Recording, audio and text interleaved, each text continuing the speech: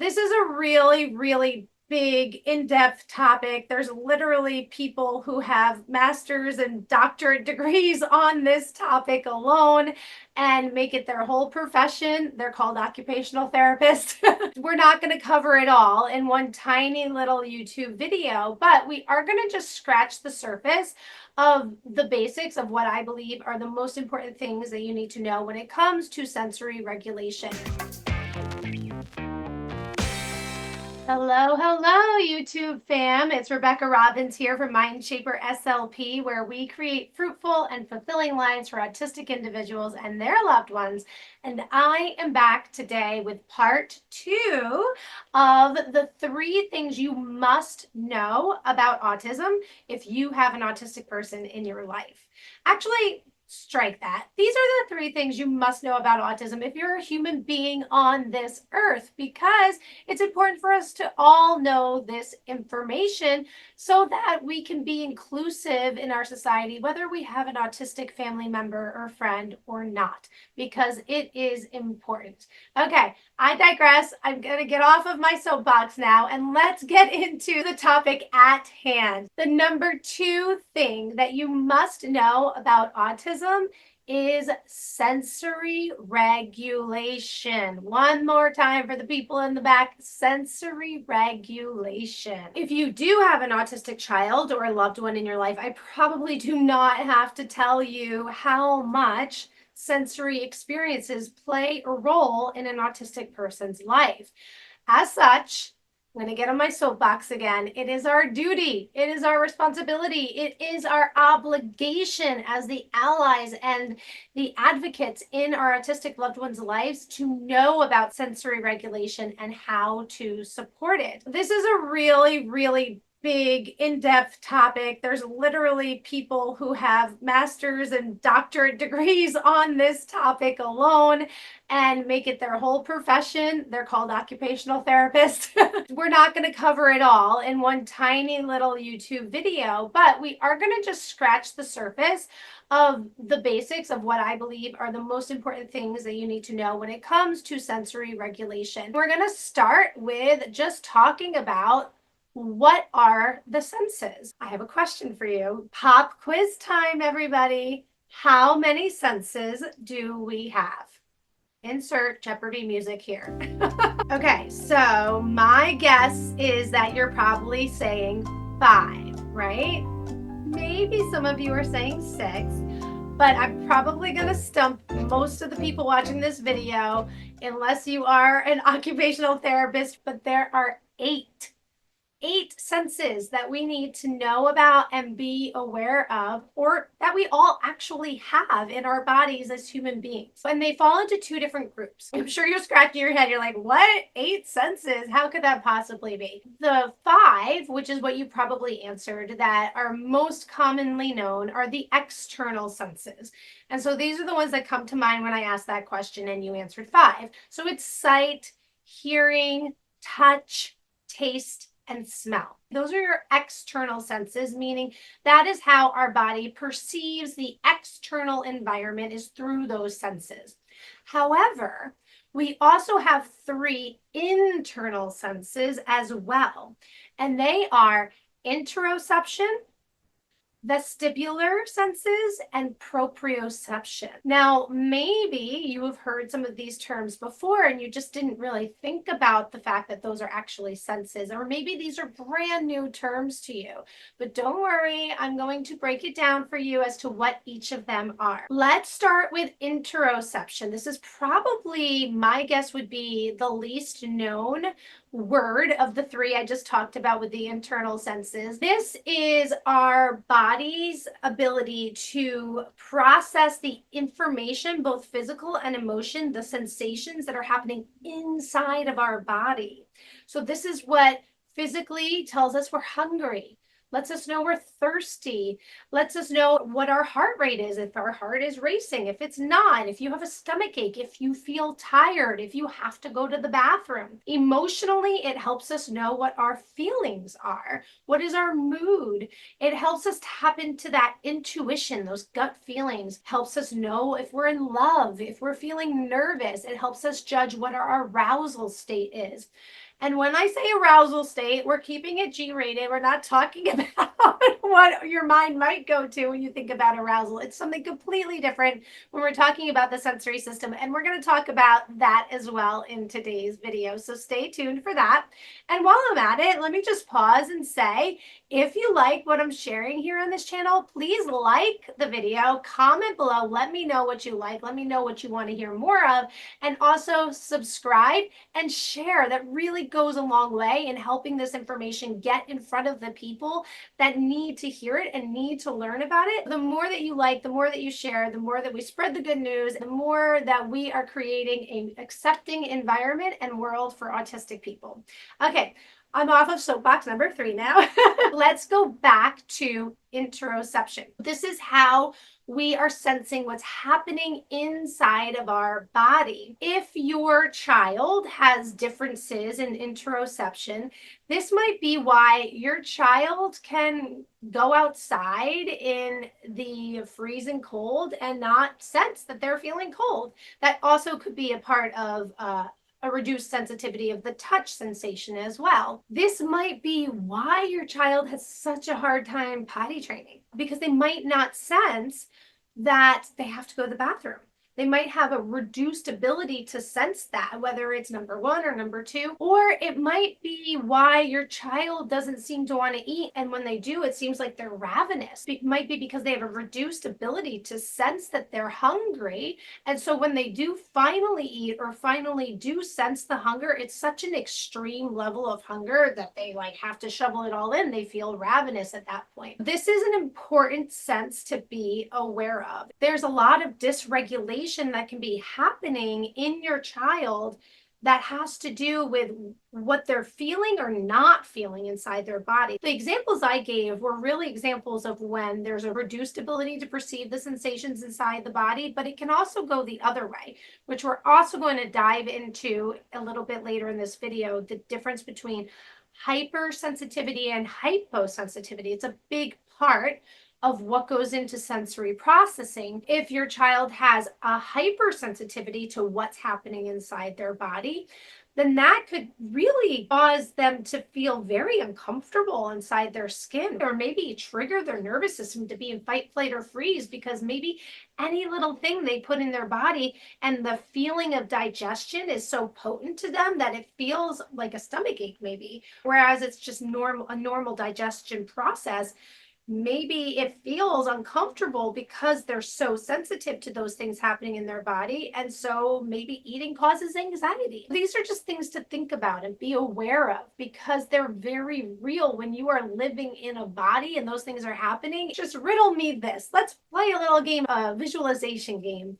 If you've seen the movie, not The Proposal, it's Sandra Bullock and Hugh Grant, and she plays his assistant. I can't remember what it's called at the moment. If anyone can remember what the name of the movie is, drop it in the comments below, please. There's a part in the movie where Sandra Bullock has to go to the bathroom really, really bad, right? Number 2. And they're stuck in gridlock traffic, and there's no way she's going to make it, and there's no way that she can hold it anymore. And he goes, well, just go. It's only a Volvo. And she's like, people don't just go in Volvos. The reason I'm bringing that image to mind, so having a stomach ache or the feeling where you have to go to the bathroom and you're trapped and you're definitely not going to be able to go to the bathroom anytime soon. Are you going to be able to solve a complex math problem when you're feeling that way? No. Are you going to be able to sit and read and process and understand what you're reading? My guess is probably not. Are you going to care about listening to your history teacher if that's what's going on inside of you?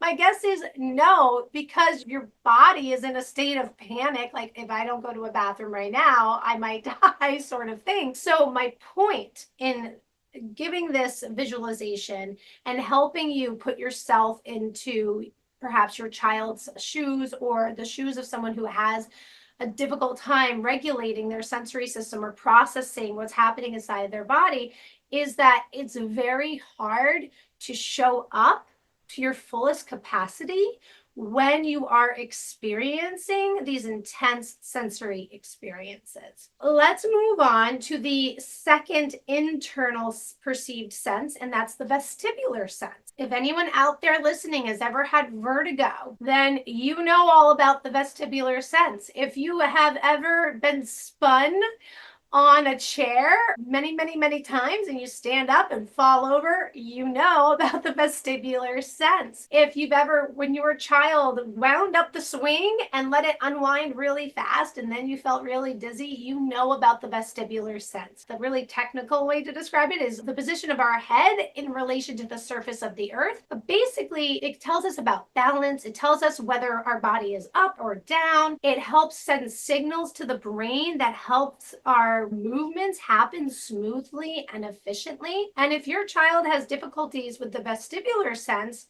they might crave spinning that would, if you watch them, you're like, oh my gosh, I'm dizzy just watching. But that's what your child is craving because they need that for their vestibular sense to feel regulated. Or it might be why your child likes to climb and hang upside down, because maybe that helps their vestibular system regulate. That leads us to our third internal sense, and that is proprioception. And this sense helps us know where our body is in space. If this is dysregulated for a child or a person has a hard time with proprioception, they might have a hard time even feeling their body at all or knowing where their body is in space. This proprioception comes from our muscles, it comes from our joints, it comes from our ligaments, and it's sending those parts of our bodies are sending information back to our brain to let the brain know, like, okay, here's my arm, here's my hands, here's my legs. So if your child has challenges with proprioception, they might appear like a bull in a china shop where they kind of bump into things, run into things, they step on your feet. And it's because it's have a challenge with really regulating their proprioceptive sense and knowing where their body is in space. These are the kids that do really well with compression gear because that extra added sense of the compression helps them really feel like, oh, here's my arm. And it helps to ground them. Because imagine if you were walking through this world not knowing exactly where your arms and legs were or where your body was in space.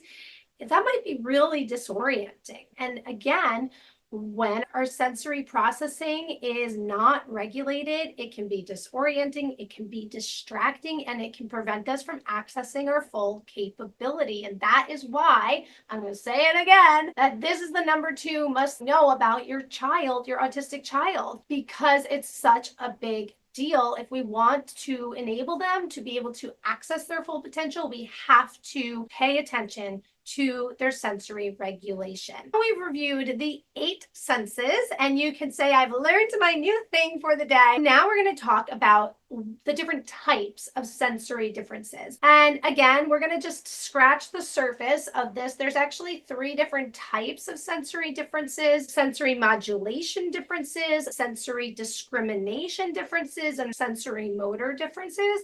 But for today, we're just going to talk about sensory modulation differences. And don't worry if you don't know what that means right now, because you will by the end of this video. And I just want to take a beat and say, I am referencing a lot of this sensory information from the book The Out of Sync Child by Carol Stock. This was a book that we read in my book club. I'm going to just drop the link again if you're interested in joining my free autism book club for parents and professionals. This was, I think, the 3rd book we read in our book club, and it was great. We learned so much about sensory processing and all the aspects of it. So a lot of this information that I'm sharing today, I learned from that book.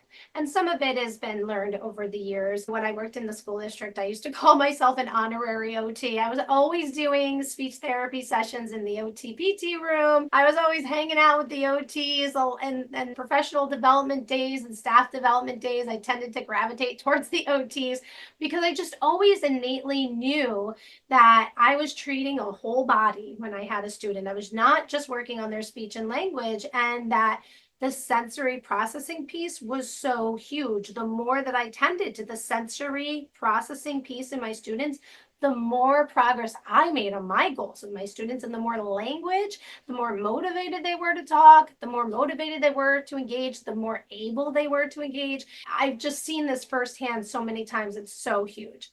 So back to sensory modulation differences. There's 4 different kinds. They might be hyposensitive, and that means undersensitive. That means that they're going to be under-responsive to sensory input. So remember that child I talked about earlier that could go outside in the cold with nothing but shorts on and maybe not even a shirt and not even notice it?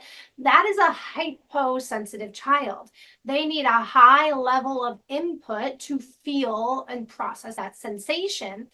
And so they're able to tolerate extreme input because they're under responsive to that input. And it can be with any of the senses that we talked about. Hypersensitive is an over responsivity to sensory input. So these are your sensory avoiders. These are the kids or adults that are so sensitive to sensory input that they are fearful of it and they avoid it because any tiny little bit of sensation feels like a big amount of sensation to that person. They are hypersensitive. Then we have our sensory cravers, and these are the individuals that really seek out sensory input almost constantly. They just need more and more sensory input. They're just constantly seeking it of all kinds or any kinds, or it maybe could be in one particular sense, but they crave it and they're seeking it out. So they're going to need an environment, a lifestyle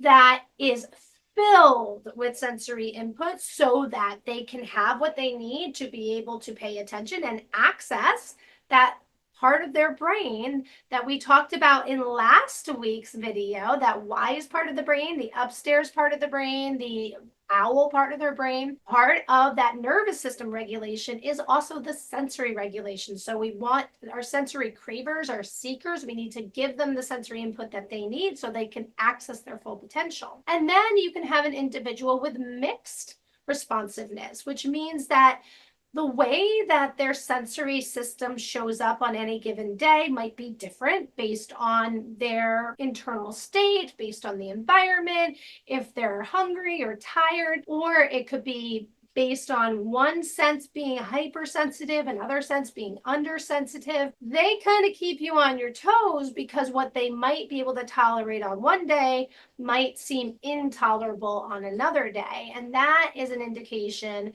when a child shows up inconsistently with their sensory reactions that they might be having a mixed sensory modulation difference. Just to review, we have hyposensitive, this is undersensitive. And so these kids or individuals are going to need a lot more sensory input than a typical sensory processor would to feel or to perceive that sense. Hypersensitive, they're going to show up as your sensory avoiders because the sensation is too much. So think hyper means over, hypo means under. Sensory cravers are seeking out as much sensory input as possible, and mixed is it kind of varies day to day based on the circumstance, how they feel in their body, where they are, how comfortable they feel, how safe they feel, all that sort of thing. The next piece that comes into play when we're talking about sensory regulation is our arousal level. And again, we're talking the G-rated arousal level here, folks. Our arousal level, we want to be in what's called an optimal state of arousal. This means that we are at an ideal state of regulation in our body and in our nervous system so that we can access our full potential, like I've been saying. And just like there's hypo and hyper sensitivities, with our arousal state, there's hyper and hypo arousal. These states can be very connected to a person's sensory system. If we have an individual that tends towards hyper arousal, that is an indication that the nervous system is over aroused. And so that can cause a high level of movement, a high level of distractibility, and an overall overreaction to stimuli. So it sounds a lot like the hypersensitive kids. So if they're hyper aroused, what we want to do is use sensory experiences to help calm the nervous system. Some things we can do to help calm the nervous system for an individual who is hyper aroused or over aroused. We want to engage that individual in calming activities. So physical activities that use big muscle groups like squats, wall sits, lunges, push-ups, wall push-ups, wheelbarrow walks. Say that 5 times fast. Wheelbarrow walks, crawling through a sensory tunnel. Those are all great physical activities that could help calm a over aroused or a hyper aroused system. It was so cute. I had a student on my caseload when I worked in the public schools. He was very active, very hyper aroused. And so I used to do lunge walking with him from his classroom to my speech therapy room. And it wasn't a super long distance, but it was long enough that we were getting a good 8 to 10 deep lunges in from the classroom to the speech room. And he was in first grade. So that's a high amount for a first grader. But we would really do like big, deep lunges, and he would call them slunge walking. And it was just too cute. I couldn't correct him. But by doing that, we did the slunge walking from his classroom to the therapy room. By the time he got there, he was so much more grounded and regulated that he was able to sit at the table and really engage in what we were doing much more easily than he would have been able to otherwise. And it didn't take very long. I would also do wheelbarrow walks with him where I think he had a following direction goal or a picture identification. I would put the material that he had to point to on the other side of the room. I would tell him what he needs to look for, and we would wheelbarrow walk over and he would point to the thing. He was getting really good vestibular input because he was upside down, and really good deep muscle work. And think about if you've ever gone to the gym and have done a really heavy weight workout. When you get home or later that night, especially if you're not conditioned for that type of activity, you feel like tired in your bones. And it's because it really exhausts and calms the body when you do that really deep muscle work. Heavy work. Have your kids bring in the groceries with you from the car. I used to bring a box of books with me or a box of cars with me to pick up a child. Preferably, I would try to have it filled with things that they like to play with, and I would have my student carry it from the classroom to the therapy room if they were able to, or we carried it together. Or the other students in the school would laugh at me all the time. I would sit on a scooter and have one of my students pull me on the scooter to the classroom so that they could get that heavy grounding work in before we went to speech. Weighted input, weighted blanket, lap pads, ankle weights, compression gear. If you can work in a smaller enclosed space. I used to have this cardboard house. It was a big cardboard box that a chair came in, and I turned it into a house. I would let my really hyper-aroused students sit inside the box, and I would sit outside the box, and that's how we would do our work. And because they were in a very enclosed space, it really helped calm them and regulate them. You could play calming music in the background, dim the lights, let them do a chewy tube or chewing gum if they can do that safely. Chewing and things of that nature are very neurologically grounding and organizing because the mouth is it's called myelinated. It's the most myelinated part of the body, which means that it gets signals to the brain really, really quickly. So those are some things you can do if you have a hyper-aroused child to help calm them and bring them down to that state of optimal regulation. And when we're at optimal regulation, we're not too aroused, we're not under aroused. We're the Goldilocks level of aroused, right? We want to be Goldilocks in our arousal. We want to be Goldilocks in our sensory system. Now, conversely, we talk about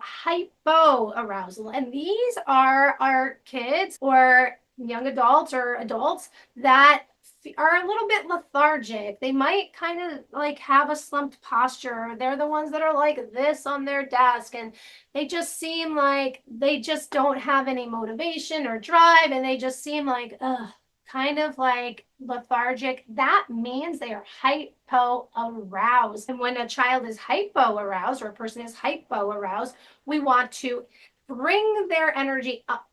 because up is where optimal is. We can do things that are going to be energizing, jumping on the trampoline, go for a run, spinning in a chair, bouncing. If the child's small enough, you can bounce them on their knees, bounce them on a therapy ball, go do some swinging. You can elicit a surprise response. If the child's young, you can do peekaboo games.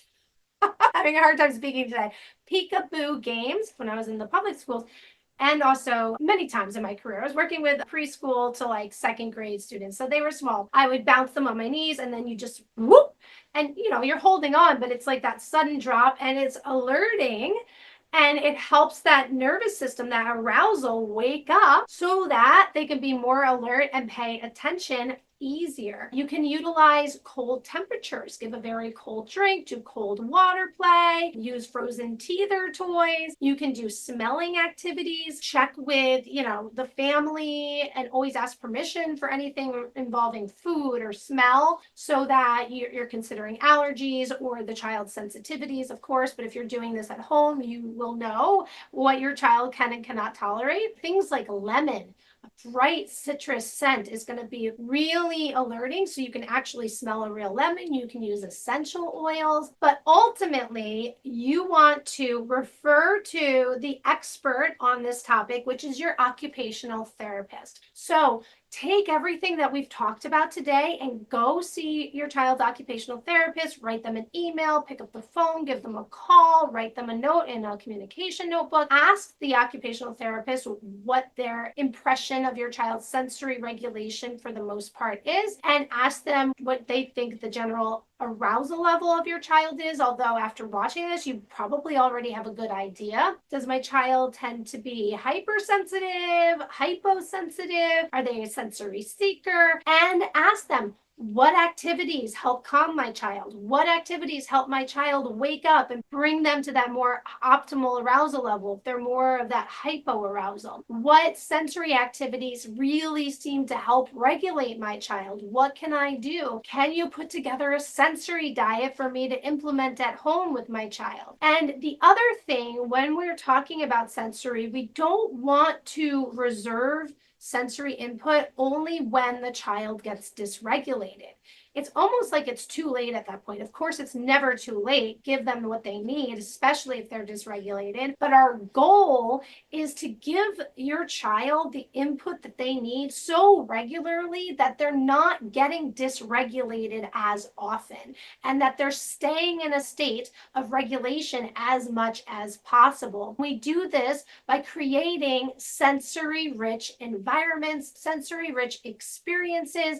I am a huge proponent of creating what I call a calm corner in your home, but really it's a sensory space. This can be as big or as little as your home allows, as you want it to be, as your pocketbook allows. Even if it's just a little corner that you put a bunch of pillows and some of the favorite sensory things where you can, if your child will tolerate headphones, put headphones on your child. They get to listen to their favorite music. You can get one of those cheapo pop-up tents and that becomes the calm corner. We just want to keep your child as regulated as possible. And the more you can incorporate sensory experiences into learning activities, the more it's going to help your child be motivated to participate in them and keep their attention, be able to attend. Because remember, in those examples I gave earlier in this video, the more regulated we are, the easier it is to pay attention because it's very distracting when we feel dysregulated. Another great example I like to give about this is, for some reason, anytime I go to a professional conference, there must be some rule, like in the fine print, where they say the room must be at refrigerator levels. Because it's always freezing. And inevitably, I'll forget to bring a sweater and I'll be sitting there in the second half of the lecture so cold that I can't even concentrate on what the presenter is saying. I could care less what the presenter is saying because all I could think about is getting out of that room and warming up. For me, I'm very sensitive to cold. That's another example of like what it feels like and how hard it is to pay attention when we are going through a sensory processing challenge. So there you go. What questions do you have for me on this topic? Maybe it's about what strategies you can use at home to help regulate your child. Maybe it's specific questions that you can ask your occupational therapist on this topic.